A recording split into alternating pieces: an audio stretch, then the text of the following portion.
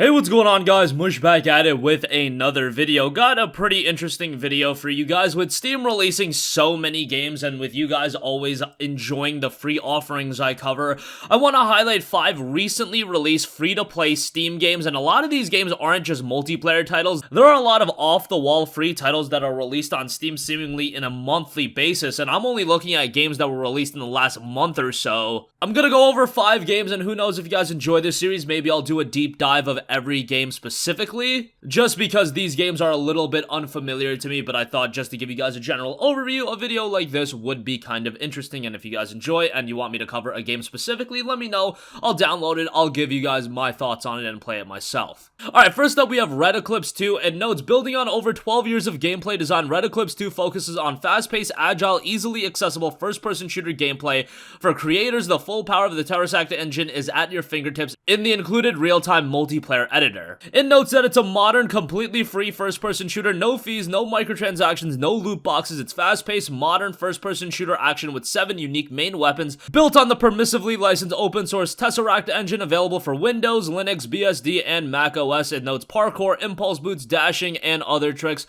a huge amount of mutators and game-altering variables, create maps with others in real-time co-op edit, and over 10 years of active development and still going on with updates and things like that. The game is built on the Tesseract engine, written by one of the developers, Lee Salzman. Tesseract is a modern, deferred pipeline engine with real-time dynamic lighting, shadows, HDR, screen space reflection, and dynamic organic model deformation. Tesseract and its predecessor Cube and Cube 2 are all built from the ground up as open-source engines with more permissive licensing than essentially every other 3D engine available. In a by the people, for the people nature, they try to work closely with the community and invite everyone to have their say in order to provide a better overall experience, aiming to create a game environment that is fun and easy to play. The game has a mostly positive reception on Steam, 88 Steam user reviews, 79% positive, came out back in December 19th of last year. Might be an interesting title to check out if you are into shooters. Alright, next up we have The Paperman for you psychological horror buffs. Not a single jump scare noted to be in The Paperman, pure psychological terror, a unique horror experience. The kids of the neighborhood tell a story about a man made out of paper that lives inside the forest. Solve the mystery, find the truth of The Paperman. The game's got 46 Steam user reviews, 82% positive, so that's pretty good. And The Paperman is a virtual reality game for all the horror lovers. In the game, you'll have to explore all the levels facing the challenges you encounter. Despite it being a VR game, they adapted it to PC standalone so everyone can enjoy it. However, if you are able to play it in VR, they highly recommend you to do so. Horror games and VR seem to be a match made in heaven that work really well. And it notes it's USA 1978, it's Halloween night. Sam, a 10-year-old girl, has to record some things in order to finish her homework. A gopher candy. This could be a regular Halloween night, but it won't be. Obviously, that's generally how things go with a horror game. Again, a freebie single-player psychological horror experience, probably a little bit on the shorter side, but that might be a cool game for a lot of you guys to check out. Alright, next up we have Malediction. This game has a really unique look to it. Malediction is a third-person puzzle platformer that gives the ability to control space and time, use your magic to solve puzzles, navigate through a cursed city, and fight magic clones to reclaim your powers. The game has a 85% positive reception that's based on 20 Steam user reviews. And again, it's a third-person puzzle platformer. You play as Morgan, an impulsive yet curious wizard whose experiments often get him into trouble. This time, a cloning spell has backfired and his duplicates have run off with most of his magic. You must now chase them through 3 enchanted levels of a warped Renaissance-inspired city, manipulate in your environment with telekinesis and time stop and reversal powers to overcome obstacles put before you by the dastardly clones.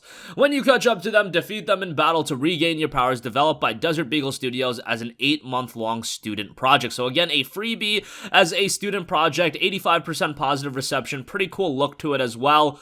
And as a freebie, it is a shorter game, noted to be around an hour to 2 hours long. However, it could be an interesting little title to check out. And again, as a single-player experience, and it being a free game, that's something that I don't think correlates with a lot of free-to-play offerings, and generally when people think about free-to-play games, they don't think about single-player games, but Malediction is exactly that. Next one, this is a game that's getting memed on quite a bit, and that's called Paunch. I have to give this a mention just because it seems to be one of the more notable free games that have been released recently, and when I say it's getting memed on, the Steam user reviews, 2,350 Steam user reviews, 86% positive, and the reviews are a little bit ridiculous. Right away, the most most helpful review, Fat Man throw rock, rock hit other fat man, bring satisfaction to player, circle of life continue. And there's another dude that wrote like what, a 1, 2, 3, 4, 5, 6, 7 paragraph essay. So yeah, people are memeing on this pretty hard. But it notes, with 12 lives for 2 players must fight to gain points from each kill. The containers of life are boulders freely moved by characters in the area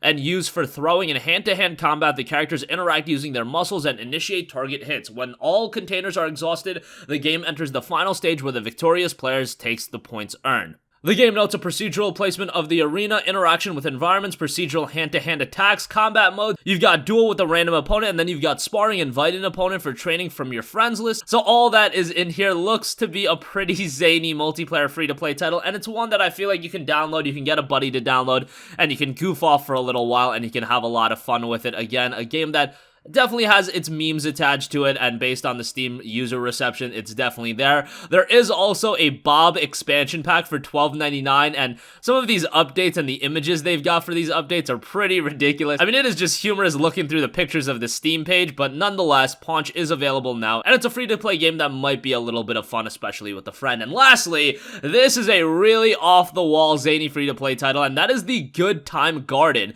Explore a throbbing pink world full of strange, naked creatures to gather food for your friend in this short, surreal experience. This one's got 120 Steam user reviews, 95% positive, so if we're talking about it from a percentage standpoint, this is by far the best received free-to-play title. And it notes, it's good to be wet. Explore a throbbing pink world full of strange naked creatures to gather food for your friend in this short, surreal experience. The Good Time Garden was created by James Carbut and Will Todd and features frame-by-frame hand-drawn animation and an original soundtrack.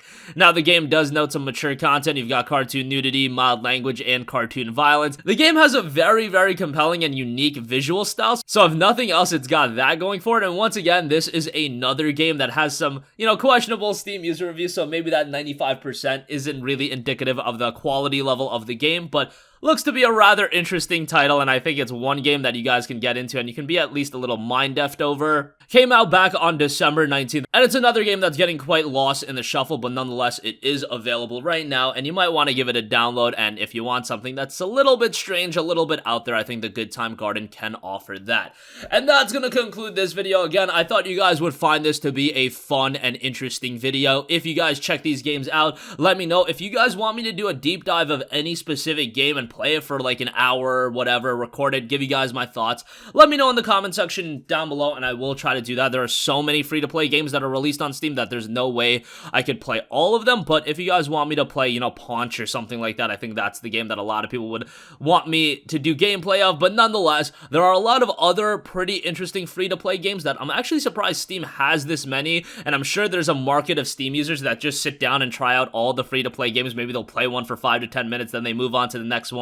Whatever the case may be, I'm sure there's a reason they continue to come out, even when a lot of these games aren't really monetizable. The Paperman isn't a game that you can really monetize. Paunch, not a game you can really monetize outside of that Bob expansion pack. The Good Time Garden, again, a non-monetizable game, so it's kind of interesting how they go about doing certain things with these free-to-play games. Are they great games? Are they games like Star Wars Jedi Fallen Order and Sekiro Shadows Die Twice? Absolutely not, but there's a reason why they're free, and it's still interesting nonetheless. And obviously, these games don't have Steam cards either, because if you offer Steam cards in a free game, then obviously you guys can probably understand you open the floodgates for a lot of shenanigans to happen, so I can understand why that isn't an element of this game.